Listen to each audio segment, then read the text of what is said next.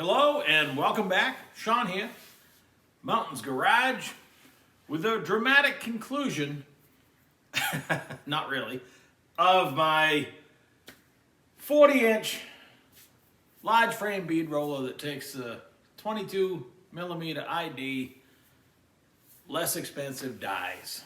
That's been the goal. This is video number 6, where we built the whole thing. Now we can summarize.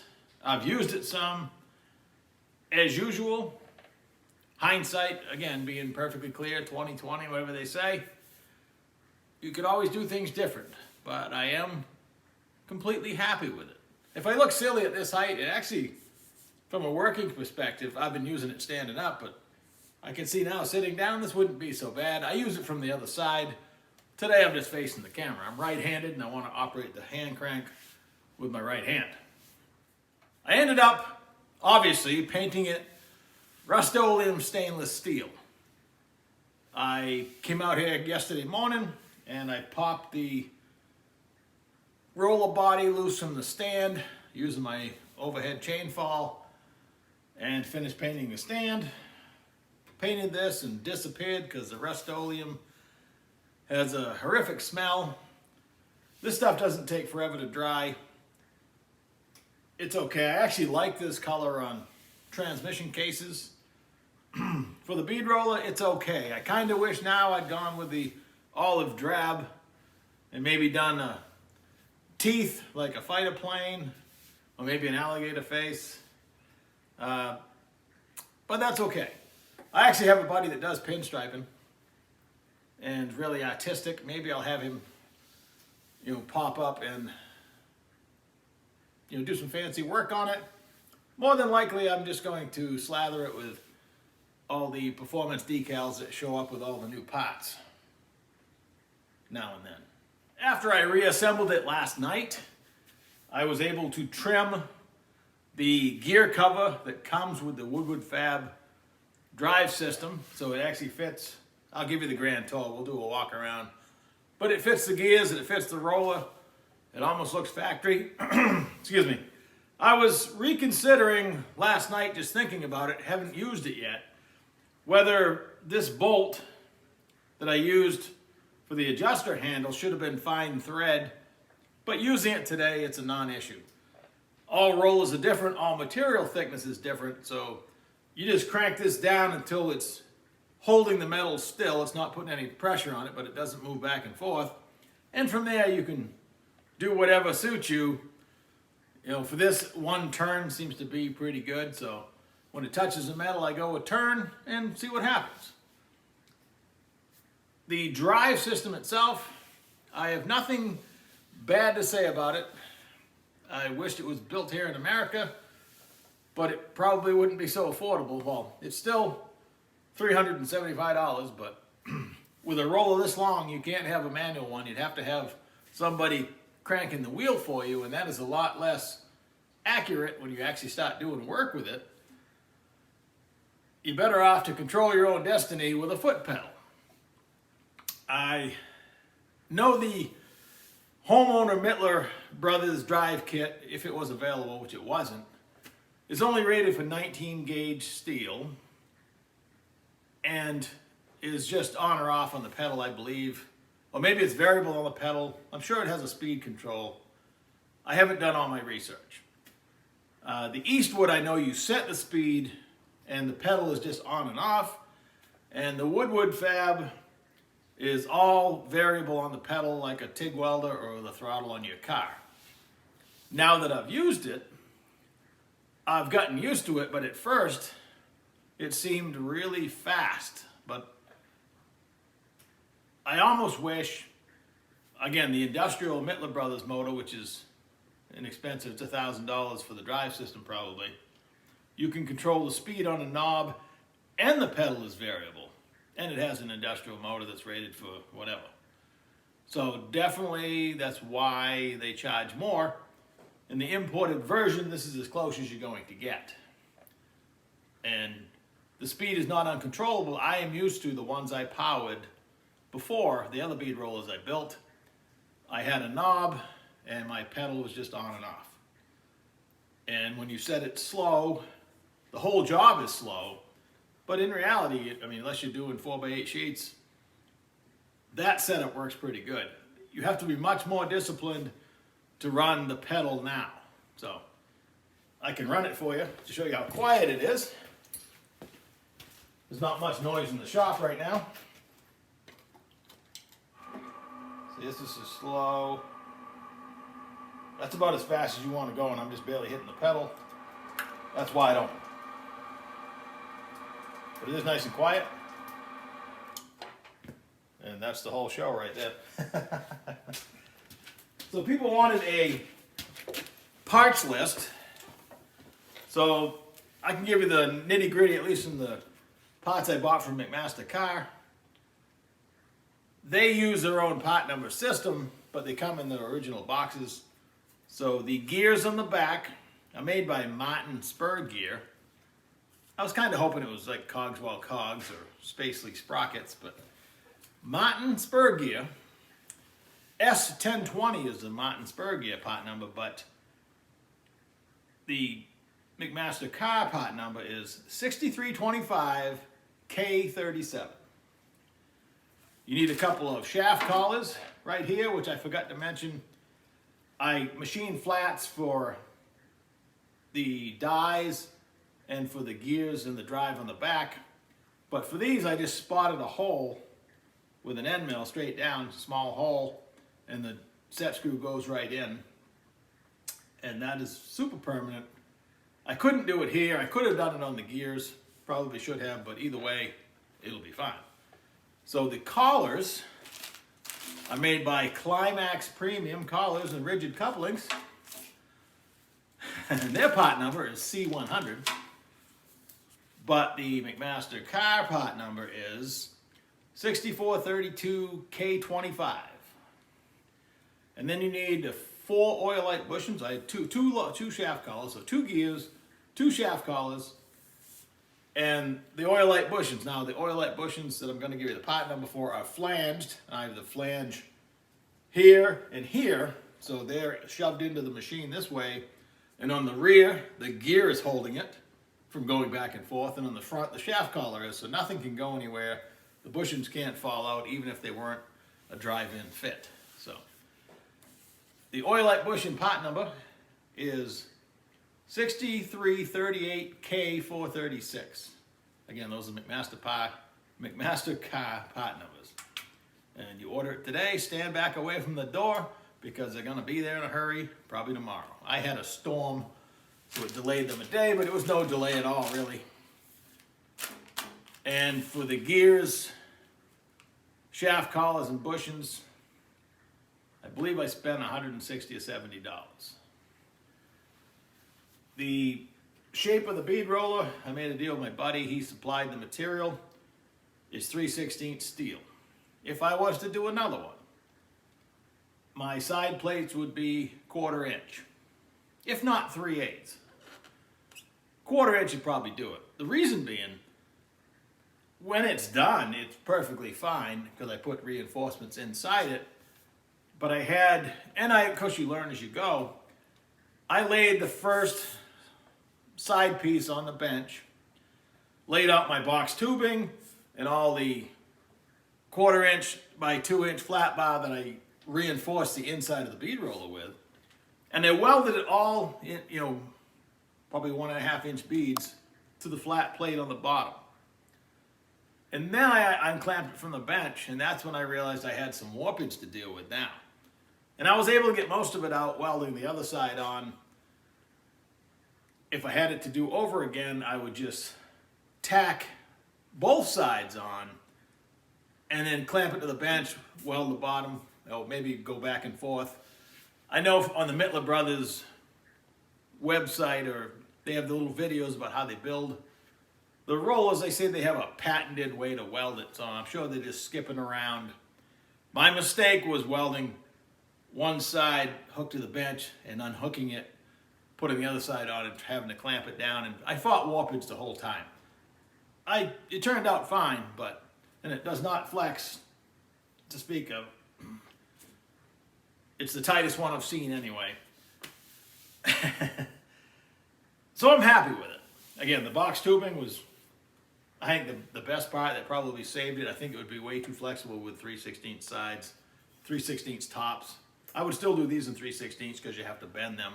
1/4 inch would be kind of a bear. 3/16, no problem at all. And I have a nice shelf here, if you can see my fingers, to help guide with the table and that, to help guide the metal over it. So that was one of the things in process I figured out I wanted to do, and I'm glad I did it. The only mistake I made there was this piece of box tubing was long enough, and initially I was just going to put a half in each side. I'm pointing, you can't see, I was going to put a half on each side, and then I decided to run it full length from the bottom. I had to weld it back together and grind it down. So either way, that part worked out okay.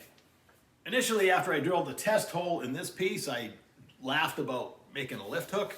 I'm sure glad I did. It made it really handy to assemble and disassemble it twice while I mocked it all up and then painted it and put it back together. Took it apart to paint it, put it back together. That worked out really well. The tree stand in the front worked out really well. I stand right there when I'm changing the dies, and I don't have to move. I can just reach and grab. I got a magnetic bucket here that I'll eventually put all the proper tools in. I'm currently running a 15mm headed bolt in here, but I'll probably get an M10 1.5 Allen head bolt for upper and lower. I have these quite long.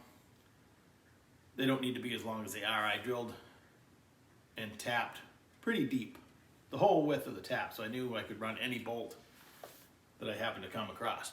I couldn't wait. I had to do all this dry while I painted it. And this worked okay, but it wasn't as smooth as I'd hoped.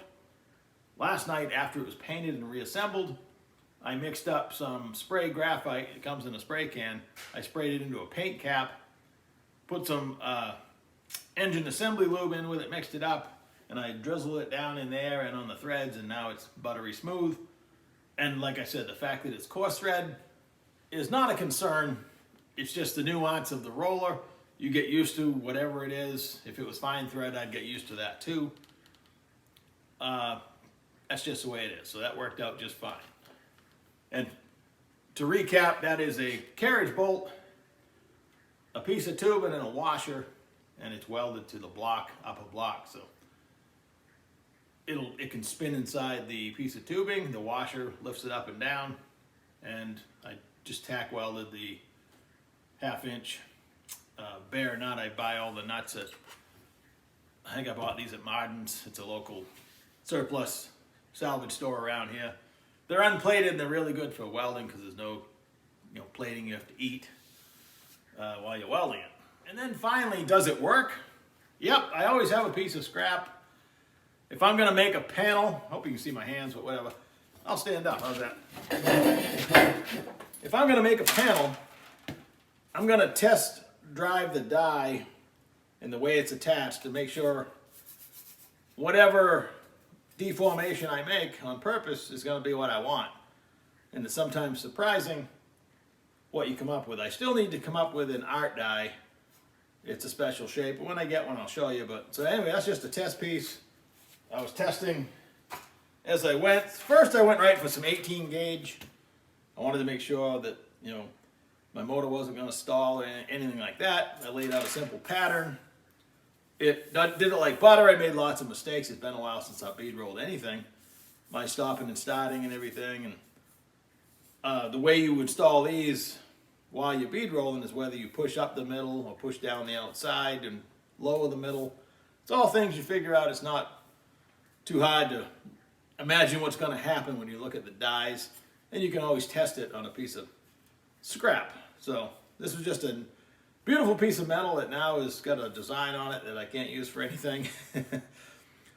But again, 18 gauge, like it was butter.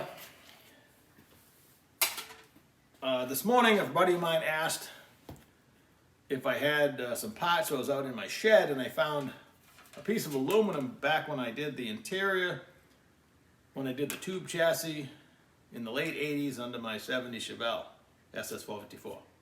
This piece of aluminum has been around that long. It had, the edges were folded up and it was covered in mouse pee and everything else. So I cleaned it up, sanded it up, used a stomp shear to make it smaller.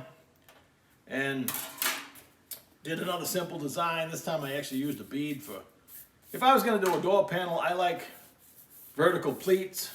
That's the way old trucks were and stuff like that. Diamonds wouldn't be too hard to do either. Some people do scallops and all that kind of stuff. The more you do, the more difficult it gets, of course, and the more of this you might get. You can fight that some by English wheeling it first and then bring it back. But if you were to rivet this down and attach it, spend a little time bending it, you can get most of that out of it. But you know, like if I was to do something, this is, I don't want to get too fancy. Now, if you want to see fancy, just Google bead roller art, and like Pinterest and stuff will pop up. Some people can do, you name it. I mean, they draw in eagles and roosters and people, you name it, vehicles, you name a design, they can roll it out and make it look real and 3D. Really cool. I like simple. One of the things that attracted me to the Race 55 and during the walk around, I'll show you, every panel just has a simple raised spot which provides, you know, some sturdiness, and it's simply elegant. So I did okay on this one. I can see where I stopped and started because it's, again, due to speed. I work on the other side. I want to add, but you just watch this piece of the die and you're trying to, you know, grab it and turn it, and it takes a lot of practice. People that are good at it don't need guides and stuff like that. The last thing I need to do for this is I'm going to make an adjustable fence. I was on the fence about building a fence, but now even doing stuff like this, you could pause every time you go around the corner. You'd have to freestyle the corners, which isn't that hard, but at least the straightaways, you could stop, reset it, and go perfectly straight. So I think it's a worthwhile little project. Maybe I'll knock it out this afternoon, but in the end, completely happy with the way it functions. So let's do a little walk around and then we'll say goodbye. All right, a quick walk around. The foot pedal on the Eastwood roller, there's not a lot of extra cord. I don't think they anticipated building such a monster, but it is adequate. I could always extend it if I had to. I am using it without even locking the caster wheels, but I'm super happy with them. They're Amazon wheels, 4-pack. They were less than 20 bucks for 4 of them, I believe, with the bolts. That worked out really well. The tree was a last-minute idea and one of my favorite things because, like I say, I'm standing right here and I can just reach down and grab the stuff. Cheap magnetic tray for the tools that will eventually live there. These are just temporary, but the handle was something I had from another roller project, but again, it works really well. On and off, as long as you park the shafts, I have them timed, so you can get to the set screws. They face the right way, so I stop them pretty much in this location. And I don't need to move the table. I just go underneath to get the bottom one. Plenty of room to take them off and on. This opening does not bother you a bit. The table, the Eastwood table, has adjustable brackets. And when I built it, I actually made it what I would call slightly high, but it's just even or slightly higher than the middle. Knowing I could lower it if I had to, but this, the way it works now, it jumps you right over the middle, and the die is still slightly higher. If you study the dies, very little information comes with them. However, like these are 1/8 step, I believe. The bottom one, or the one I use as the bottom, is slightly bigger. So if you look at them, one is bigger, and I put the bigger one on the bottom. So I don't know if it's right or not, but it's what I do. This is the Woodward drive. I trimmed up I had to cut about 1.5 inches off it. I was able to use all the bolts. I went around the corner there, so same with the bottom, same way. So 2 here, 2 on the bottom, 2 over here. You have to remove these 2 bolts to get it in and out.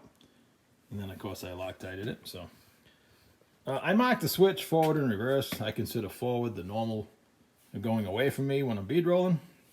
And if I have to back up, I got to reach way over here to do it. One of the things that attracted me to the bead rolling in the Race 55 was just simple but effective. Every panel has an indentation like this. So that's it. Thanks for watching. It was a fun project. You can do it yourself if you want to. I don't believe I'll ever be the artist that can do, I don't think I'm gonna bead roll a rooster today. But you never know. Never say never. I might get in a situation where that's how I want to spend my time. So, bead rolling aluminum obviously is way easier than steel, but this doesn't really seem to mind either way. It's just how the dies perform. And there's lots more dies out there. I have room for a few more. I can always weld more studs on the tree on the backside here, so you never know. Again, the sky's the limit, but I'm just doing floorboards and body panels at this point in my life, so this is way overkill, way more than I ever expected I was going to do. Obviously, I bought the Woodward Fab Super Bead a month ago. I never even planned on selling my other bead roller, but that's just the way things happen. I saw an opportunity to upgrade, and total expenditure, I have not added up on this one, but probably $1,200. You can start buying these, not exactly like this. You can buy a 36-inch bead roller, starting around $1,500 to $1,600, but once again, it has 3/4 shafts, takes the expensive dies. So unless you're going to make your own dies or happen to have them already, you're going to spend the price of the roller on dies. So that's what I found out anyway. Your results may vary. So thanks for watching. Now we'll probably get back to doing, well, who knows? Thanks a lot. Catch you later.